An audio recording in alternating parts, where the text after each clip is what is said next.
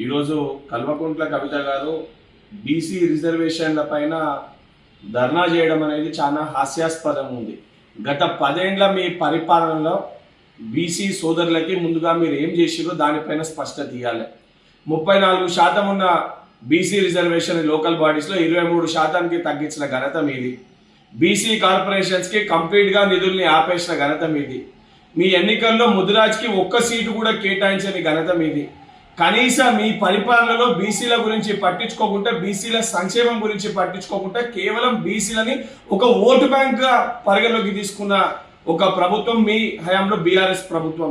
ఈరోజు కాంగ్రెస్ ప్రభుత్వము బీసీల కోసము కులగణన చేపట్టి ఏదైతే జిస్కి ఉత్ని భాగ్యదారి ఉత్ని హిస్సదారి అని రాహుల్ గాంధీ గారు తీసుకున్న ఒక నినాదానికి తెలంగాణనే ముందుకొచ్చి కులగణనని ప్రవేశపెట్టింది కాంగ్రెస్ ప్రభుత్వం.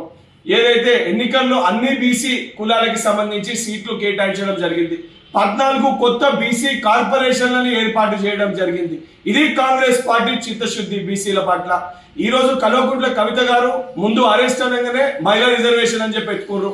దానికంటే ముందు జ్యోతిరావు పులే గారి జయంతి దానిపైన ఏదైతే కార్యక్రమాలు చేపట్టారు. అంటే అధికారాన్ని కోల్పోగానే మీకు ఈరోజు ఇవన్నీ గుర్తుకొస్తున్నాయా?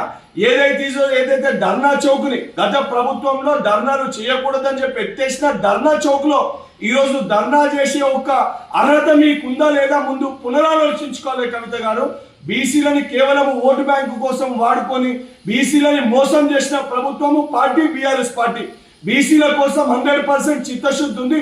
100% బీసీలకు రిజర్వేషన్ కల్పించాలి, వారికి ఎంతైతే ప్రాధాన్యత కల్పించాలని ఒక చిత్తశుద్ధితో వ్యవహరించే ప్రభుత్వం కాంగ్రెస్ పార్టీ. ఇప్పటికన్నా ఈ యొక్క దొంగ నాటకాలు, ఈ యొక్క దొంగ మాటలు మానేయాలని చెప్పి కల్వకుంట్ల కవిత గారిని హెచ్చరిస్తున్నా.